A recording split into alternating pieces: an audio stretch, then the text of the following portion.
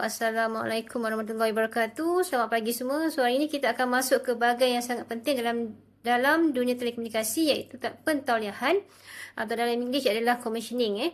So bayangkan kita dah pasang semua kabel fiber optik tapi kita tahu ia berfungsi ataupun tidak.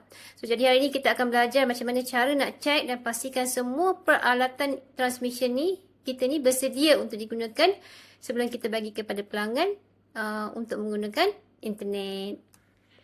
So, apakah yang dimasukkan dengan pentauliahan? So, pentauliahan adalah kepastian, kualiti, keselamatan, dokumentasi. So, senang cakap, ia adalah proses pemeriksaan yang terakhir. Yang pertama, kepastian. Kita nak pastikan alat tu hidup dan berfungsi 100%. Jangan nanti dah pasang kat rumah pelanggan, tiba-tiba tak hidup. Yang seterusnya adalah kualiti. Kita nak ukur cahaya dalam fiber tu. Kalau cahaya lemah, internet jadi lagging ataupun loss, hilang, lambat. So, kita nak kualiti yang terbaik. Seterusnya adalah keselamatan. Kita periksa litar elektrik. Takut ada litar pintas yang boleh merosakkan barang mahal kita. Yang seterusnya adalah dokumentasi. Selepas semua okey, kita tulis laporan. So, ini bukti kerja kita dah siap dengan sempurna. So, seterusnya adalah jenis konfigurasi rangkaian. FTTH, SDH, DWDM. Rangkaian kita ni ada banyak jenis. Saya nak kamu bayangkan jalan raya. FTTH, Fiber to the Home. So, ini ibarat jalan kecil terus ke pintu pagar rumah kamu. Fokus dia adalah untuk hantar internet, TV dan juga telefon terus kepada pengguna. SDH, Synchronous Digital Hierarchy. Ini macam jalan persekutuan yang besar. Dia hantar data jarak jauh dengan masa yang sangat tersusun. Semua data kena sampai on time. DWDM, so ini pula macam lebuh raya 10 lorong. Dia guna banyak warna cahaya untuk hantar data yang sangat-sangat besar secara. So, fokus. Kita nak fokus pada FTTH dan SDH. So, pengalaman internet stabil dan juga rangkaian global. Kenapa kita fokus dua ni? Sebab FTTH ni sangat penting sekarang. Sebab semua orang nak internet laju di rumah. So, kelebihan fiber ni ialah dia tak kacau oleh kilat ataupun magnet EMI. Manakala SDH pula digunakan oleh syarikat besar macam TM atau Maxis untuk sambungkan bandar ke bandar, malah negara ke negara. So, jadual kelebihan dan kekurangan. Maksudnya adalah perbandingan FTTH, SDH dan DWDM. So, kita tengok jadual ni baik-baik. Kalau kita nak yang paling laju dan moden, kita pilih FTTH. Tapi, kos nak gali tanam kabel ni sangat mahal. So, SDH ni pula bagus sebab boleh hantar data jauh-jauh. Tapi, peralatan dia dah mula dianggap lama dan penyelenggaraan dia perlukan kos yang sangat tinggi.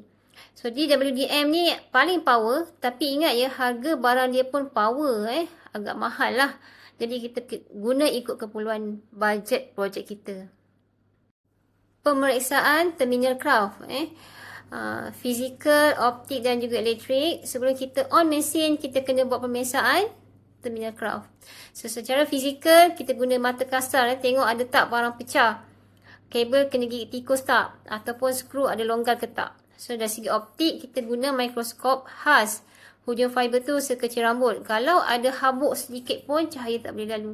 So, kena pastikan ia bersih. Yang seterusnya elektrik, guna multimeter. Kita cek bateri atau plug elektrik tu bagi voltan yang betul tak. Kalau voltan terlebih, mesin boleh meletup. Prestasi dijangka versus sebenar. Kelajuan, kestabilan dan juga kelewatan, latency. So, bila kita buat test, kita akan bandingkan keputusan kita dengan target. Kalau target kelajuan 100 megabit per second, tapi kita dapat 95 megabit per second, itu masih dikira lulus 95%. Tapi tengok pada kelewatan, latency. Kalau target kita nak bawah 20 milisecond, tapi kita dapat 30 milisecond, maksudnya internet tu dah ada sedikit delay. Sebagai juruteknik, kita kena cari kenapa dia lambat. So, ujian point to point, menyambung titik A ke titik B. So, ini adalah ujian yang paling asas. Kita test daripada satu punca A ke satu destinasi B. Kita nak tengok cahaya yang kita hantar daripada A sampai tak kat B dengan jumlah yang sama. Kalau kita hantar 10 unit cahaya tapi sampai 2 unit je, maksudnya ada kabel bocor ataupun bengkok di tengah jalan. So, kita kena pastikan tiada data yang hilang ataupun data loss. Standard RFC 2544, throughput, latency, frame loss, back to back. So, RFC 2544 ni, ini adalah kitab ataupun peraturan antarabangsa untuk test internet. Ada 4 benda yang kita kena ingat. Yang pertama adalah throughput, capacity pipe. Berapa banyak data boleh sumbat dalam satu masa. Yang kedua adalah latency, kelajuan hantar. Berapa saat data nak sampai ke sana. Yang ketiga adalah frame loss. Data yang tercicir. Kita tak nak data hilang separuh jalan. Back to back, kita test bagi beban paling berat. Macam kita test kereta bomba kat Blitar. Kita tekan minyak habis-habisan nak tengok dia tahan ke tak. OSNR, iaitu signal quality, nisbah isyarat kepada kebisingan. Bayangkan kamu tengah dengar lagu, iaitu signal dalam bas yang bising, noise. Kalau lagu tu kuat daripada suara orang bising, kamu dengar dengan jelas. OSNR itu tinggi. Kalau suara orang bising lagi kuat daripada lagu, kamu tak faham lagu tu. So, OSNR dia rendah. Dalam fiber, kita nak OSNR ni lebih 20 dB supaya data tu clear dan tak ada ralat. So, alat ujian utama OSA, BERT, multimeter. So, ini adalah senjata kita ini adalah senjata kita dalam lab. OSA, optical spectrum analyzer, untuk tengok warna cahaya dalam fiber. BERT, bit error rate tester, untuk kita untuk kira ada tak ralat error pada masa hantar data. Dia akan kira satu persatu bit yang rosak. Multimeter, alat wajib untuk periksa arus elektrik dan bateri peralatan kita. Okay, selesai sudah teori kita. Apa yang paling penting pentauliahan adalah tentang ketelitian.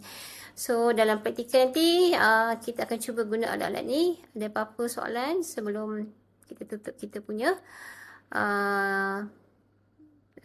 lecture kita. So, sekian, terima kasih. Assalamualaikum warahmatullahi wabarakatuh. Salam sejahtera.